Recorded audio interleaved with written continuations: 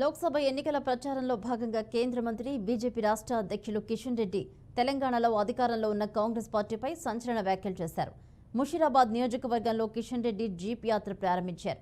దేశంలో స్థిరమైన పాలన కోసం బీజేపీని గెలిపించాలని కిషన్ రెడ్డి ప్రజలను కోరారు. కాంగ్రెస్ వస్తే కర్ఫ్యూ, మత కలహాలు, అవినీతి కుంభకోణాలు జరుగుతాయని ఆరోపించారు. కాంగ్రెస్ గ్యారంటీల అమలు ఏమైందని ఆయన ప్రశ్నించారు. కాంగ్రెస్ పార్టీ వస్తే మళ్లీ కుటుంబ పాలన వస్తుందని కిషన్ రెడ్డి పేర్కొన్నారు.